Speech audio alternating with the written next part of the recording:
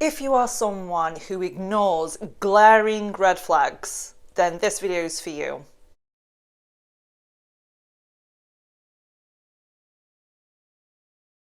Hi, I'm Amy and welcome back to my channel. Welcome if you're new here. I am a certified attachment style coach and I help anxious attachers break the cycle of avoidant and emotionally unavailable partners so that you can really thrive in your independence and prevent future heartbreak. In today's video, we're going to cover red flags. If you were anything like how I used to be an unhealed anxious attacher, you might well ignore things that you're not quite happy with or things that don't feel right to you.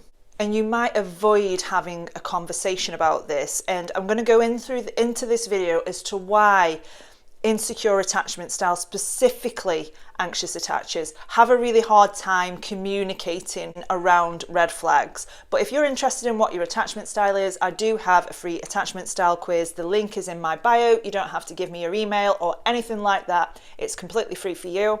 So, insecure attachment styles, which include anxious attachment, fearful avoidant attachment, and dismissive avoidant attachment styles, these will come from childhood. So your attachment style was formed in your early years as a coping mechanism or subconscious strategy to survive your childhood environment. And specifically anxious attachers will have learned early on that your feelings don't matter. What you think doesn't matter. You might have had to mold yourself in your childhood in order to feel safe within the home. Anxious attachment comes from real or perceived abandonment in your childhood, emotional abandonment or even physical abandonment. Maybe you had a parent that left, for example. And what this causes the anxious attacher to internalize is that love isn't safe, love is inconsistent, and I'm going to have to work hard for someone's approval or to feel valued and worthy in a relationship. And from that explanation, you can come to the conclusion that, of course, it's difficult for anxious attachers to say how they really feel about things because you've been conditioned to think how you feel doesn't matter. And also, this pervasive fear of abandonment has a huge role to play because you are not going to want to rock the boat with somebody. So what happens when the anxious attacher meets a potential partner? They ignore their internal navigation system, or AKA your intuition. So if you were like me, my avoidant ex-partner told me everything I needed to know about him within the first 2 or 3 times that I met him. I ignored glaring red flags, such as this person admitting that they don't prioritize relationships. But as an anxious attacher, what you might find is that you make excuses for red flags rather than addressing them directly. And I didn't address these until much later on in the relationship. And by that time, arguably, it was too late. I was already invested so much in the relationship that I kind of had to, if I wanted to stay in the relationship, I would just have to accept that that was just the way things are. And I don't want this to happen to you guys. I made these mistakes so you don't have to. So the anxious attacher might well avoid having conversations about things that they're not necessarily happy with. Or if that person said something that they don't like, you might feel internally, ooh, I don't like that, but not have the conversation or set a boundary around that topic because of the fear of abandonment. You don't want to rock the boat. You don't want to upset this person. So you will suppress what your own needs and desires are in order to stay in the relationship. And if this is you, you know from this channel there is no judgment, and I've helped so many people with this very same problem. I do have a few slots available this week for discovery calls.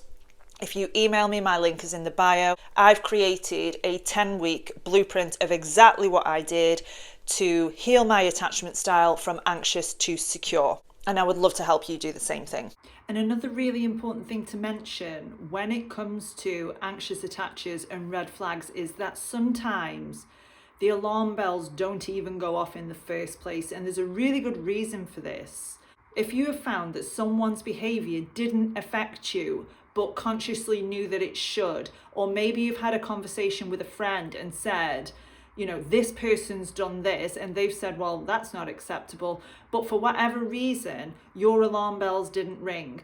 And this is because at some level that behavior is familiar to you. And a really good example of this is name calling. And this is something that I really struggled with. And I remember my ex-partner speaking to me in a really awful way and calling a friend and telling them what had happened. And I didn't even really react to how I was spoken to. And that person said, what shocks me more is that you've had no reaction to how he's spoken to you. And I didn't. It was normal to me on some level. It wasn't something that I saw as particularly that bad. That's just an example that I think really explains this well, that poor behavior sometimes doesn't have the reaction that it should have because you're so used to it on some level. But we're going to change that, you guys, because you should absolutely not be putting up with any kind of behavior that makes you feel uncomfortable or upset. So just in contrast, because as anxious attachers, we're kind of living in a goldfish bowl where we know that we should speak up about something, but we don't quite know what that looks like. So just in contrast, this is how a secure person would handle a red flag. They would open a conversation about it ASAP.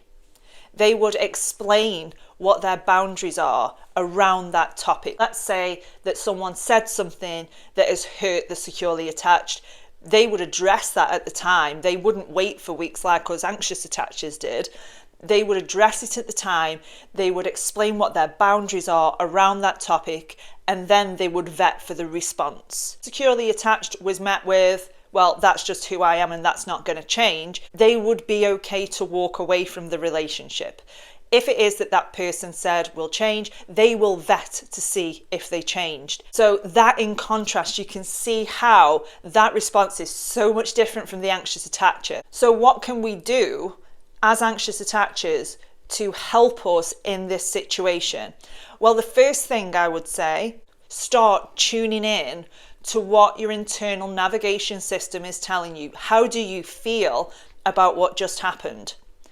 What are you feeling in your body? Are you feeling anxious? Are you feeling rejected? Are you feeling hurt by this? And try to pinpoint exactly what it is caused this triggering reaction. Because a lot of what is driving the anxious attacher's behavior is this underlying sense of unworthiness. Maybe I'm asking too much. Maybe it wasn't that bad. Or they're going to think I'm silly for saying this. But what anxious attachers need to start doing is advocating for themselves. Because the harsh truth, you guys, is nobody's going to sort your attachment style out for you. No partner in the world is going to heal your attachment style for you. No partner in the world is going to help you overcome anxious attachment.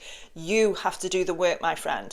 So you are going to be the one that starts advocating for yourself. And this is the behavior that's going to heal you, because you are going to now be giving yourself what you lacked in childhood. Because in childhood, you would have felt like there was no protection. There was no one advocating for you. So you're going to give yourself that now by addressing red flags, by addressing things that have upset you or that you're not happy with. And there is a way that you can do this. I'm not saying go in all guns blazing, hands on hips, you did this and I feel this and you're an a-hole or whatever it is.